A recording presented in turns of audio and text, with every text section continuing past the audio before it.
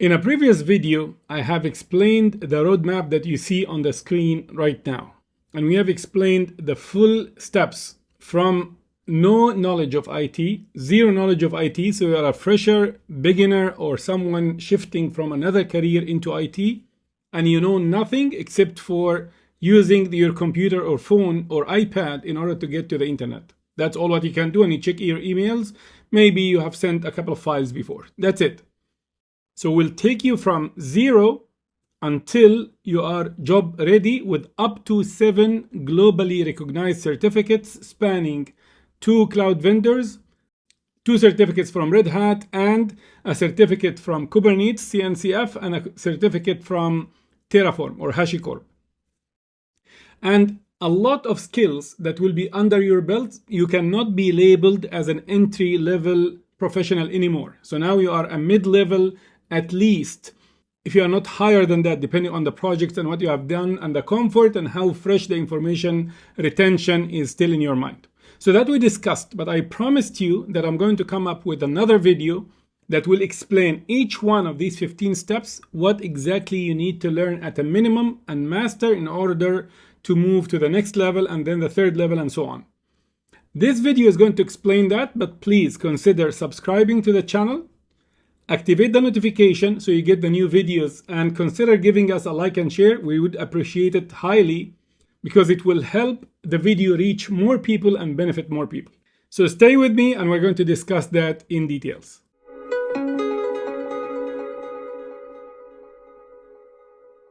Okay, let's start with the steps one by one. So we'll start at step number 1, the IT, Cloud, and DevOps Fundamentals. And in a previous video, I have explained why you should keep away from A+, Network Plus, and CCNA and CCNP, which is the traditional IT path. Watch it if you haven't to know more why you are going after this roadmap and not the legacy IT.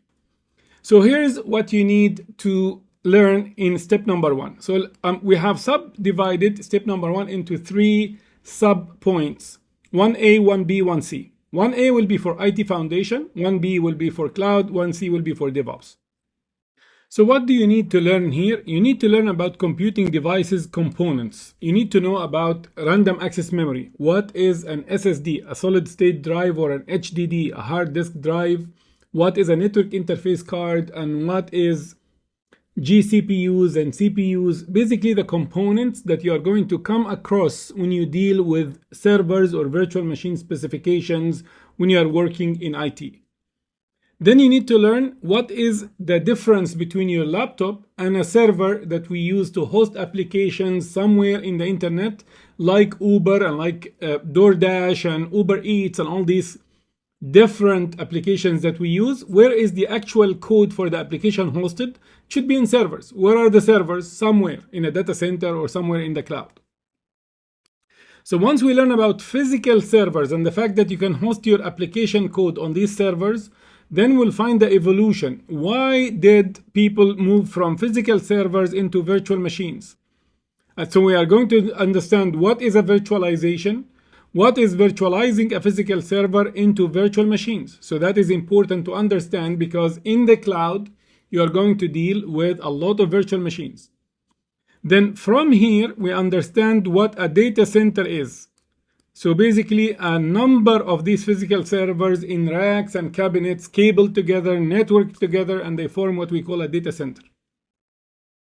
All right, so now networking introduction. What is TCP/IP? What is that? What's that protocol? What is IP addressing? What is the meaning that your laptop or your phone or your server or your virtual machine has an IP address? What does that mean? What is an IP address? What are the types of IP addresses? IPv4, IPv6. What is the fact that if you are provided with a range of IP addresses, that now you need to segregate that or segment it into what we call different networks. So we need a subnet for each network. So what is subnetting? How can it happen? How can you calculate it? Then from there, we need to learn about ports and protocols. So it's very important to understand the OSI reference model and what are the different layers. What is layer 3? What is a layer 4? What's layer 7? And what does each one of these do? Layer 2, why do we need it for? Then there are common protocols as a beginner in IT you will have to deal with. You need to understand what's a DNS, domain name system or service, SSH, secure shell, HTTP and HTTPS, ICMP. You are going to use these heavily. Maybe you need to also understand what is DHCP. Then from there, we'll take it, so understand IP addressing and start subnetting and layers and protocols. Now, how can I connect different networks? How can I connect my home through my wireless router to the service provider and from there to the internet? How does that happen? What is the magic that a device called router or router can do in order to connect these segregated and discrete networks and allow them to communicate? Then we have to understand what is IP routing and what's switching, connecting multiple devices in the same office or in the same campus. How can we do this? Do we need routers in that case? So at a high level, what are these? We are not going to get your hands dirty by configuring Cisco routers and connecting them and telnetting into the devices, or doing automation in order to configure them and what's the interface and sub-interface and the types and cables. You don't need that. So you need that for the legacy IT. If you are going to be a network technician and then a network engineer and then maybe eventually a data center engineer, and then you move into senior or mid-level and then senior, you don't need to do that. That's not the right career to invest your next 3 to 5 to 10 years in. That's not going to yield the same amount of revenue or profit, and it's not going to be in the same demand state as it used to be 25, 30 years ago or the past 15, 20 years. It's not going to be the same demand. Watch the video I highlighted at the beginning of this video in order to understand why. From there, we are going to understand what's network security, what's a security group, what's a network ACL, where does it get applied, what is an inbound versus outbound, what can you block, at what level, is it layer 4 or is it layer 7? Then from there, we'll get into network address translation, port address translation, security fundamentals, knuckles and firewalls, network ACLs and firewalls. What's a firewall? Why do we need it? How does it get implemented when we talk about a data center, for example? Where does it sit? Is it at the front facing the internet, or is it in the middle? Does it protect the database or the applications? You need to get that concept straight at this stage. Then basic troubleshooting tools like ping, ICMP ping, NS lookup, dig, traceroute, curl. 5 or 6 tools that you will be using in a common way when you have problems that you would like to troubleshoot. And that applies to cloud or non-cloud environments. So if you know this, and if you can get your head around this, and you understand it very well, and you do some hands-on assignments, or maybe using some tools for subnetting, or maybe you do the calculation yourself and answer some quizzes, draw some high-level designs about routing and how it will happen given a range of IP addresses and some requirements. If you reach that level, this is much more than enough to start your journey in the cloud and DevOps. So do not spend 6 or 8 or 9 or months or 1 year and maybe $1,000, $2,000 in exams to get the trifecta, where the world has, or the IT has shifted from the legacy into the modern IT, where that is not holding the same value, especially in the smaller countries or the developing countries. In the developing countries, anyone with those skills will very hardly find a job, and if they do find a job, it's going to be very low paid. So why do you need to invest in the low paid jobs where you can spend the same amount of money and effort to get into the higher paid in demand jobs? That's the whole point. So that is 1A. That's the part 1 of the foundation that you need to establish before starting into cloud or DevOps. Then we jump into B. You need to understand a little bit about cloud fundamentals. Why did we get into the cloud? Why is it attractive? How is it different than hosting your applications in the corporate data center, in a space air-conditioned, secured, and prepared to host racks or cabinets of servers? Why do you shift to the cloud? Then, to do that, we need to start from where we stopped in the previous part 1A, where we understood about servers and applications. Now we need to take it to this step where we talk about data centers. And what is a web application? Then, what is the difference between a cloud and a data center? Is a cloud a data center? Is data center a cloud? There's a lot of famous YouTubers that have 60, 70, 80,000 followers at least, if not more. I'm not going to mention the name, but that guy keeps stating that the cloud is a data center. Cloud is not a data center. Data center is one of the components in the cloud, but the magic of the cloud is the orchestration and automation that allows someone to self-service himself or herself by creating virtual machines and networks and all that stuff without having to pick up the phone and call someone in the data center and ask them, can you please find me a virtual machine and I need it to be networked in this way and I need, or send emails and requirements documentation and meetings and all that. You don't. There is a service portal where you can log in and you start serving all what you need yourself without permissions or asking anyone for that. Of course, they are depending on your credentials and all that, but you don't need to call anyone to do that for you. So understanding cloud concepts, and then from there we get into cloud models. Private cloud, public cloud, hybrid cloud, and what are the types of services that you can also provide when you are talking about this. So cloud services, infrastructure as a service, or platform as a service, or software as a service, or function as a service. I mean, there are so many things that happen in the cloud right now. So this is not that you are now a cloud practitioner. It's that you understand if you are in an intelligent discussion with someone who will ask you, you know what, I'm going for CCNA. And then you'll tell them, no, I heard that it's better to go into cloud and DevOps and MLOps and machine learning and AI eventually, and cybersecurity and so on.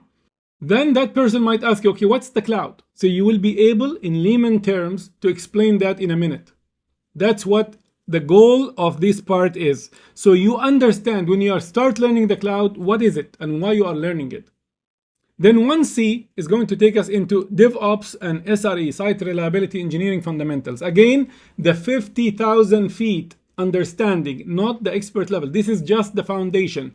We are starting with the appetizers. We didn't even think about the main course yet. That's what we are talking about now. So if you would like to get into DevOps and Site Reliability Engineering eventually, you need to understand the software development process or the software development lifecycle, SDLC. You need to understand the history where software used to use an approach or a mechanism or a methodology called waterfall, and how that has evolved into something called agile, and the agile is much better, and why is it better than waterfall. From there, we'll start talking about what is DevOps, marrying development and operations. What does that mean? We'll introduce that and then talk about DevOps concepts and that the fact that it's a culture change and a culture shift and a philosophy and all that stuff. Then what are the tools in the DevOps domain, the ecosystem? From there, we are going to focus more into the software development part to talk about continuous integration. What's a CI pipeline? And then what's a CD pipeline, continuous delivery or continuous deployment, the CD part. From there, we are going to talk about the tools that will help you, like Kubernetes, for example, now is under DevOps. Terraform, infrastructure as code, Ansible. Then we take Jenkins, GitLab, Argo CD, Circle CI, TeamCity. There's a lot of tools that are now considered under DevOps because automation somehow made it also under DevOps. So CI/CD are inherent or specific to software development, but the other tools, they serve in the entire process, but they are not necessarily software development stuff. Then we talk about monitoring and logging, visibility into your DevOps and into your software delivery, and after the deployment of the software. How can we monitor and make sure that it's performing as it's supposed to be? And we look at the logs and find errors and so on. So this is very important to know. And we'll also introduce the concept of platform engineering. I mean, that's an evolution. DevOps, then they started talking about SRE, and then they started talking about platform engineering introduction. If you think this course is going to be of interest to you and you need it to validate whether you can do or get into IT or not, and that is going to be a sweet course, a short one, anywhere from 6 to 10 hours max, with a lot of assignments, quizzes, and practice that will get you to understand the fundamentals of IT and be ready to get into cloud or DevOps or MLOps or cybersecurity. If you think this is important to you and if you think you need it, let me know. I do have the content ready, and actually I have this course in Arabic, and I can create one and just add it at a very low price for everyone that would like to get it. So you will support our efforts, and also it will be at a very low cost to you, maybe $10, $15. You can get it and you can find out if this is for you, if this IT is for you, if you like what you are listening to and you are working on. But I assure you that this is going to be more than enough, and probably you will be able to acquire all the knowledge in 2 to 4 weeks max and be ready to get into the next steps. Let me know in the comments. And also, you have the WhatsApp. You can WhatsApp on that one and say whether you are interested in that course or not. If I can find the volume, then probably I will create that in English as well, because I do have it in Arabic language. Now, let's move to the next step. We take it into step number 2. If we are headed into the modern IT, then we need to learn by applying everything we do in the cloud. That's my suggestion. A lot of people will tell you, no, forget about that, sandboxes, and do it on your laptop and create a VM on your laptop. I am highly discouraging that, because in real life, you are going to learn in the cloud and you're going to deploy in the cloud. You are going to troubleshoot in the cloud. So why not get used to the cloud while you are learning? And that's why we asked, why don't we introduce enough information from AWS Cloud?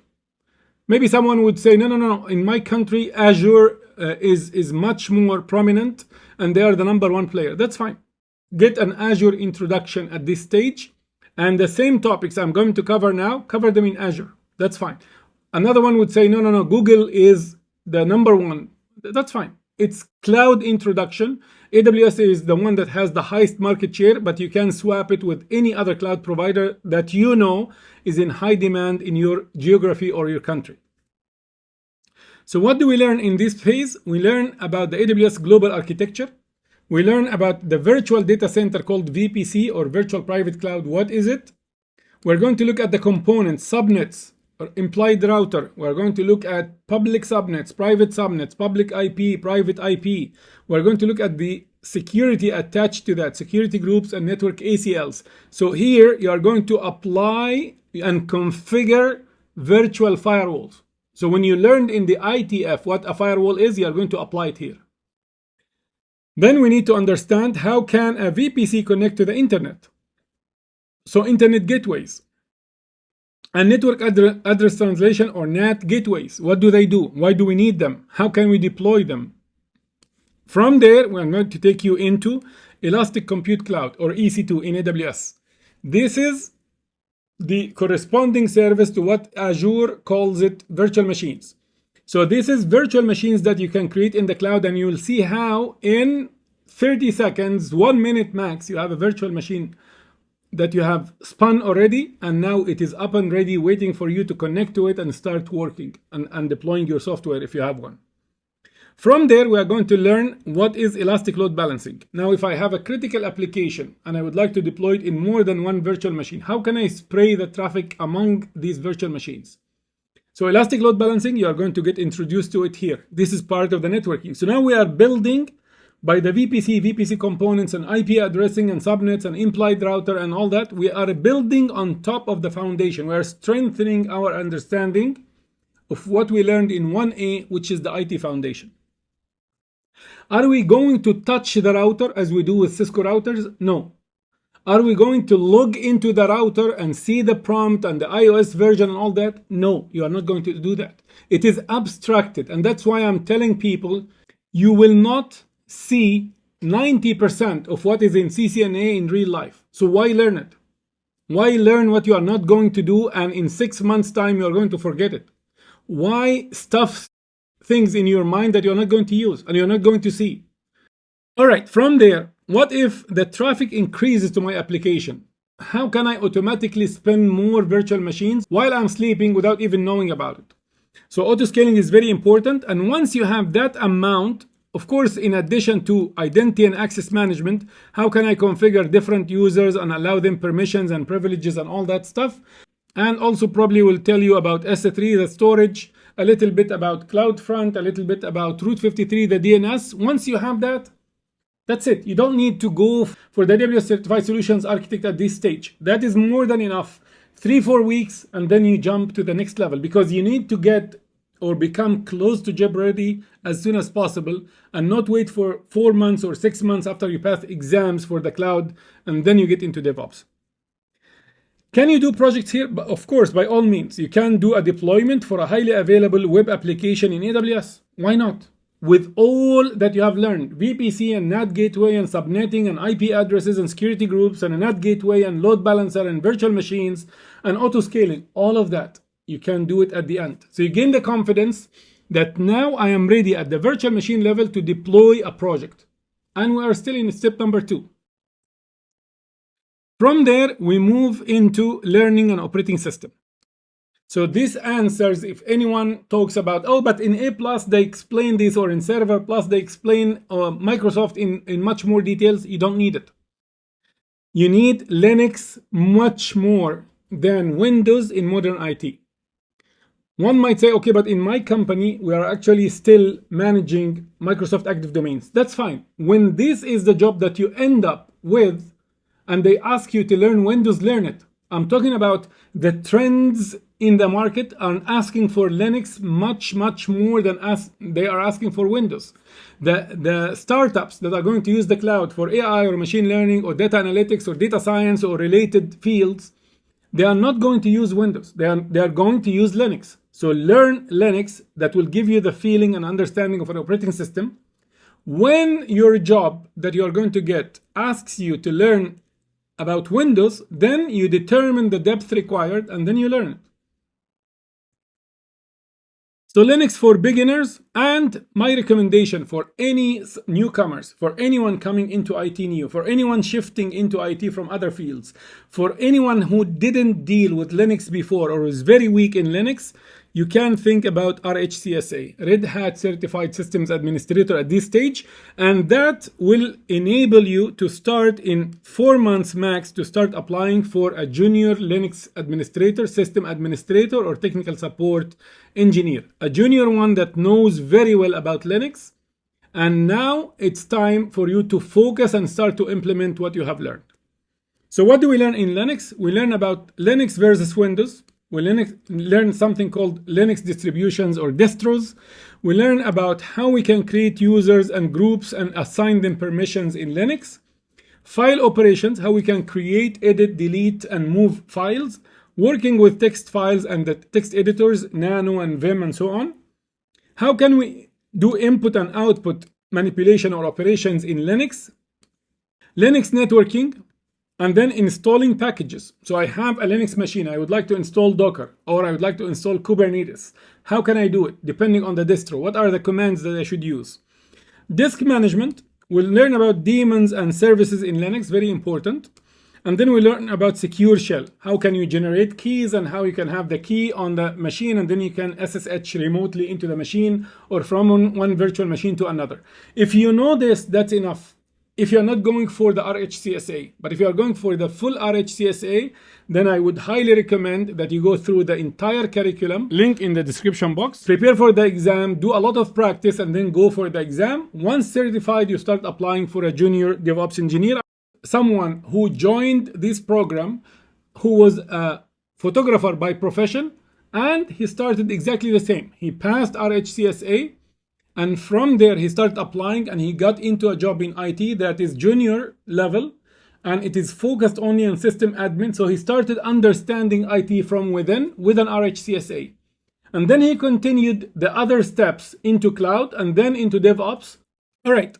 Step number 3. Are we done with the first phase? No. You need to get bash scripting, which will help you as a systems administrator for Linux to automate some of your tasks. So what do I need to learn in bash scripts? I need to learn the basics of scripting. What does it mean that you write code and the code will be operated automatically to do some jobs while you are sleeping? You need to learn about how you can configure variables in bash and conditions and if statements and loops, case statements, arrays and loops, while loops, functions, sed and awk, scheduling, and some idea for the projects would be virtual machine data backups automation, or user account management and creation using bash scripts. Of course, somebody will jump now and say, okay, we're talking about variables, conditions, loops, arrays. No, hold on. This is programming. I hate programming. I can't learn programming. My brain doesn't get around anything that has to do with programming. This is not full stack or back-end development. This is if you would like to do a backup for the data on the disk on the virtual machine every night at 2 a.m. Are you going to wake up from your sleep or have someone in your team wake up every day in the morning and you have 50 machines or 100 machines and do that manually? Doesn't make any sense. So how can you have the bare minimum knowledge of scripting that will allow you to do the task, and then maybe also get the logs that this has been done successfully while you are sleeping? That's the whole thing about this. And it is always, always, always, when you're talking about cloud operations, cloud engineering, DevOps, MLOps, and all that, it's a required skill. They will ask in the US that you know Bash scripting or PowerShell or Python automation or Go. These are the 4 tools they usually ask for. So or. So you will end up learning one of them, and all of them will have to have some logic about what is it that you want to do, what are the tools available, and how can I put it in a script. And this is much easier than programming. So please, please, please reprogram your brain that modern IT requires you to be flexible and to do the effort, and this is not rocket science. You will pick it up. All right, so this is step number 4. Now, how about step number 5? Here you have to learn Git and GitHub. Actually, I am a strong believer that even if you are an accountant, why is it important for cloud and DevOps engineers? You will have configuration scripts in Terraform. You will have configuration scripts in Ansible. You will have configuration script for the user data. When it comes to Docker Compose or to Kubernetes, you are going to have YAML files that you would like to work with. These files change with time. Are you going to maintain 200 files from version 1 to version 100? Or do you prefer to have a minimum number of files, and then you have a tool that will track the versions, will track the changes? And that's exactly what Git and GitHub will do. So when software developers are going to work together to commit code, to build code for an application together, it's going to be in a repo in GitHub. And this is where the different versions are going to be maintained. And then we can look at version 1 and why did we move from 1 and 2? What were the differences? And then 3, and then 4, and then 5. So version control cannot happen without a VCS. And the most famous one is Git and GitHub. Of course, there are others, but now we are talking about Git and GitHub. What do we learn in Git and GitHub? We learn about introduction to understand what version control systems are.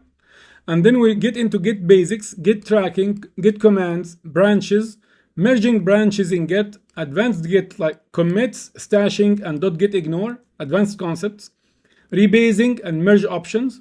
Also, we learn about GitHub. Now, this is when you talk about Git only, that's on your laptop. What if you want to work with a team and make it available to the rest of the team? Then GitHub is the way to collaborate. So cloning, how can I clone or copy something from GitHub? How can I configure GitHub and then push what I have on my laptop? How can I pull and how can I fetch? Also repos and the pull requests and the forking. The more or the most common tools that or features that you use within Git and GitHub. Then we move on to the next one, Python for automation. Again, I swear this is not full stack or back-end development. You are not going to spend the rest of your life working on Python. But Bash scripting can help you do basic scripting stuff. But what if you need to read from a file or output to a file, manipulate files, create files from your output of your programs, scripts and all that? Then Python is going to be the right tool for that.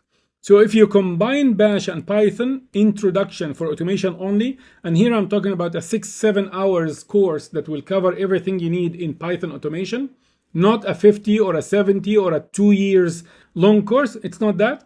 So Python for automation, and we are good to go. The other good thing about learning a little bit of coding here when you're doing the automation is when you get into Docker and you get into Kubernetes, we are going to talk about deploying projects that have to do with applications.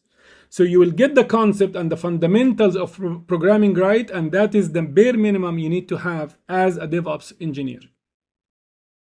So what do we learn in Python? Introduction to Python, data structures and types, conditionals and loops, functions, modules, external libraries, working with files in Python, and the better part, if you can do it, is learning how you can deal using Python with AWS, with the cloud provider. How can you create a user using Python? How can you create a virtual machine using Python? How can you terminate the virtual machine using Python? How can you read the metadata of the virtual machine using Python? All of that is important, and the library will be Boto 3 by AWS. Okay, what projects can I do? Remember when we were in AWS, I told you that you can build a highly available web application, auto-scaled, with load balancing using the console or using the portal in AWS. Why don't you now create the same project but using Python? Of course, someone would jump and say, no, but that will be very difficult and all that. When you are talking about this part is about 6 hours. And this part, including the projects, will be another 3 hours, 4 hours. So now you know how to use the automation in Python, but you know how to use that to create and terminate stuff on AWS. So now you are coding and automating for a cloud, not just knowing how to do it in Python in isolation or in vacuum. Then we move into step number 7, YAML introduction. YAML and JSON and XML, these are the 3 serialization languages available or widely known in IT. They are used heavily. YAML is used heavily in Docker Compose and Docker Swarm, and it's used in Kubernetes. It's used in Ansible, and it's a very, very important tool to learn. And here we are talking about a course that is 1 or 1.5 hours. I'm not talking that you are going to spend the rest of your life learning YAML. Just the formatting, the syntax, how you can write it, indentation and stuff like that. So what do I learn in YAML? Very simple. YAML for beginners, data structures, and advanced features. If you know these, that's enough. Then we move into Docker Mastery. And in Docker Mastery, you are going to learn about containers. So we took physical servers before, and we moved from there into virtualization and virtual machines. Now there is a third level of abstraction, which is containers and containerization. And you might have heard the term cloud native, applications that are built for the cloud. So containerization is the best time to learn about it right now, and Docker is going to be the best one to start with. What do I learn in Docker? You learn about the introduction, Docker commands, Docker networking, Docker files, images and registry, Docker volumes, and Docker compose. If you learn that, that's more than enough. Here we are talking about a course that will be max 12-15 hours and you're good to go. So a course that you can finish in 2-3 weeks. And that would be it. What are ideas for projects? You can implement a simple HTML website using containers, or website using Nginx, or maybe you do a full Python Flask application with a database like Redis database.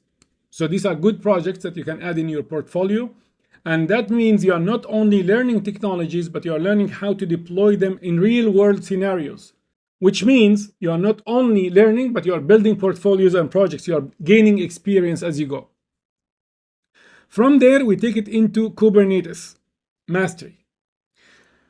Learning Docker is good, is great. And there is a tool called Docker Swarm that can help you scale the containers or the containerized application on multiple hosts. But what if I need now to work for a company that's going to go full scale, and maybe you'll end up having tens of applications that each one of them is running hundreds of containers? How can I control that? I cannot do it manually.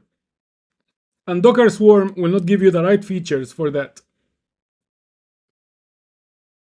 Then how can I do it? You learn Kubernetes, which is an orchestration and automation tool that is widely used globally in modern IT for cloud native applications. In Kubernetes, what you will learn is introduction, and then container runtimes, kubectl tool, and then YAML and Kubernetes. How can you use YAML with Kubernetes? Kubernetes concepts, networking, Kubernetes services and scheduling, storage, and then security introduction, and learn how you can deploy Kubernetes in AWS through the managed service EKS, Elastic Kubernetes Service.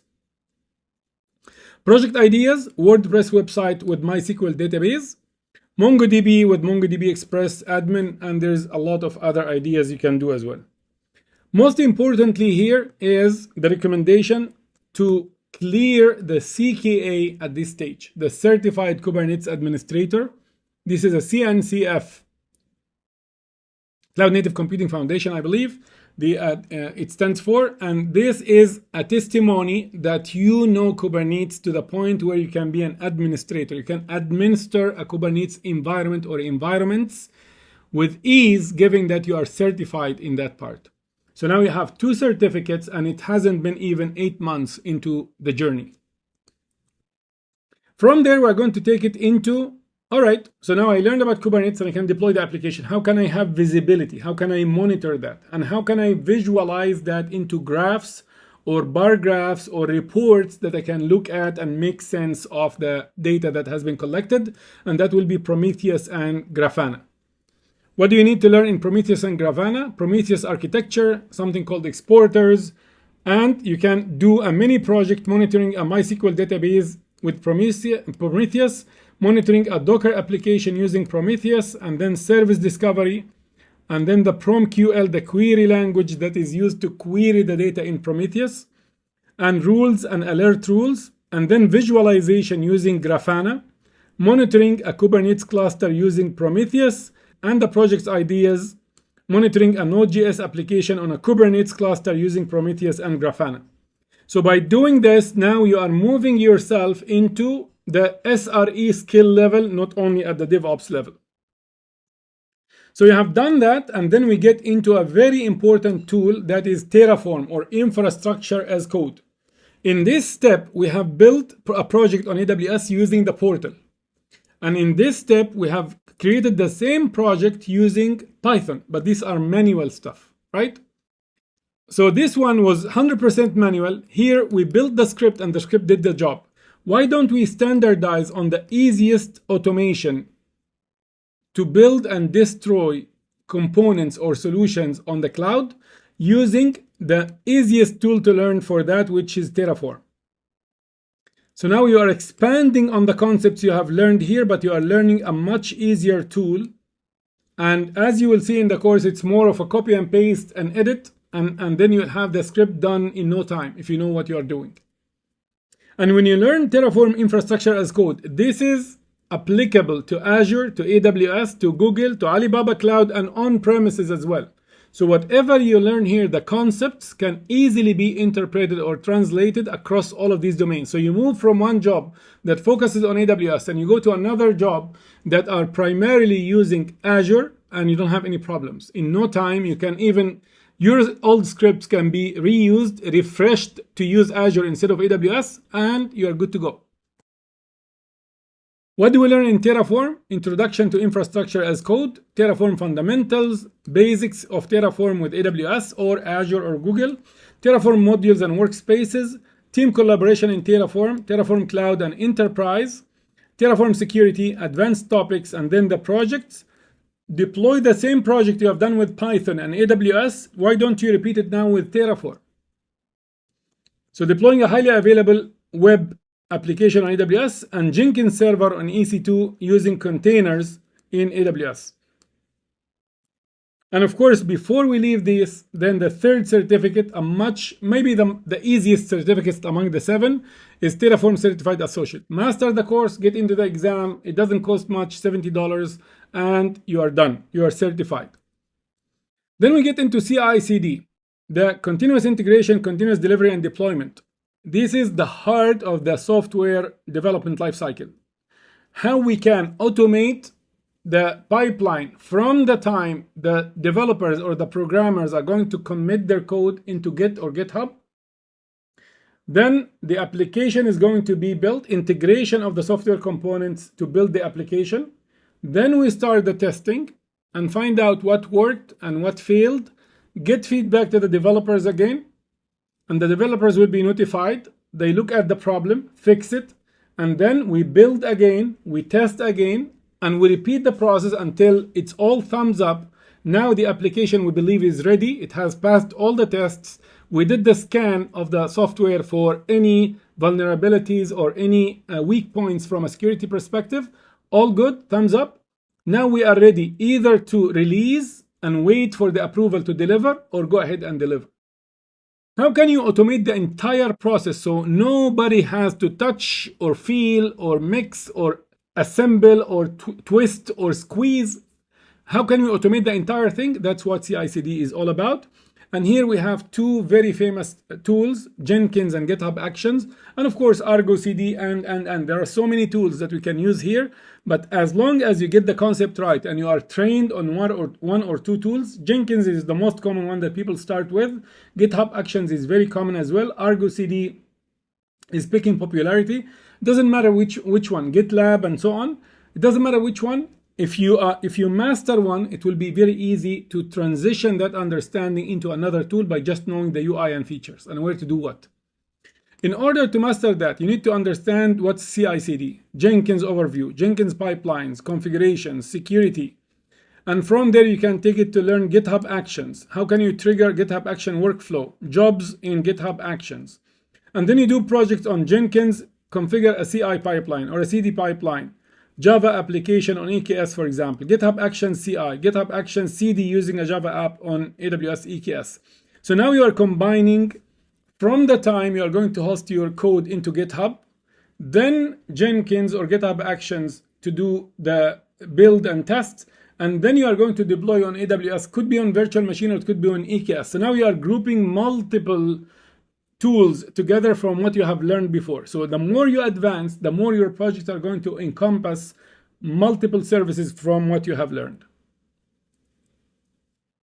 Then we move into the next one, configuration management. Some people also consider it some sort of IAC as well, infrastructure as code, because it also uses YAMLs and YAML files, and it's a declarative way. So when you learn Ansible, you need to cover introduction to Ansible, fundamentals, intermediate skills, managing files, task control, parallelism and modularity, Ansible roles, Navigator, Linux automation using Ansible, and AWS automation and configuration management using Ansible. And you can do the same project that we have done initially using Ansible as well. Before we move on, you have to consider getting your fourth certificate, which is the Red Hat Certified Engineer. So if you have done RHCSA, and that is very important, the knowledge within is very important to sit for this exam, then RHCE is going to be the one that will seal 2 certificates from Red Hat, in addition to the CKA from CNCF and the Terraform Certified Associate from HashiCorp. So now you have 4 certificates and you are about maybe 10 months into the process. So once you are done with that, now here you can apply for jobs. Junior SysOps Administrator with automation knowledge, and of course the junior or the associate technical support engineer focusing on Linux systems. Here you can apply for DevOps engineer jobs, DevOps on AWS jobs, and that will be including all these skills and certificates that you have learned. So here is the junior DevOps, the junior AWS DevOps that you can apply for at this stage. And of course, together with the Linux administration and all that that you might be already working on right here. So this is the time to get into system administration and IT, and you will be building experience, but you are still learning, and now it's time to start looking into shifting into a higher paying job, which is DevOps engineering. And of course, SRE as well, junior SRE, because you have covered the monitoring and logging and visibility. Once you have finished that, then it's time to think about sealing the cloud knowledge with cloud certificates. So you have already here cleared, and you have 3, 4, 5, 6 jobs, whatever the number of jobs that you can apply to based on the job names and the job titles in your country. But now it's time to add on top of that the cloud seal. So you can say that I am an AWS Cloud Engineer, I'm a Junior AWS Solutions Architect Associate, I'm an Azure Cloud Engineer, I'm an Azure DevOps, I'm an Azure Solutions Architect Associate. Then here we are going to cover the AWS Cloud Practitioner Certificate and the Solutions Architect Associate. The blueprint for this is available on the internet. You can browse it, and then you can clear the 2 certificates. If you pass the first one, which is the easiest one, it gives you 50% coupon that you can apply to the fees for the second one. And that means you can get both of them at $175. If you pass the first time on Cloud Practitioner and you get the 50% discount, you get them both for $175, much cheaper than Red Hat and CNCF and RHCSA exams. From there, why don't we get the same knowledge that we got here and maybe a little bit more by passing the Azure fundamentals? So this is corresponding to the cloud practitioner, but this is for Azure. So now 3 certificates and 4, you have 7 certificates total, globally recognized.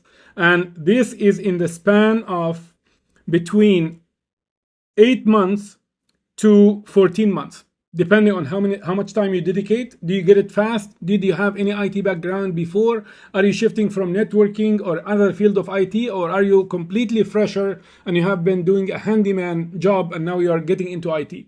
So depending on how fast you get it, what time you spend on all that, could be anywhere from 8 months to, let's say, 1 year, or maybe 1 year and 2 months.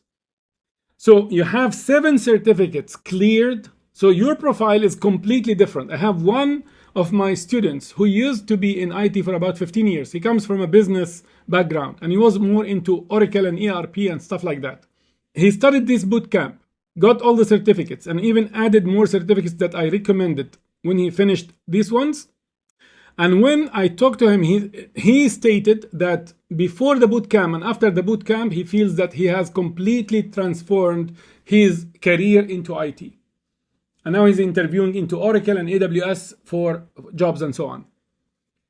So this is a complete transformation that gives you everything you need in 12 months average or 10 months average.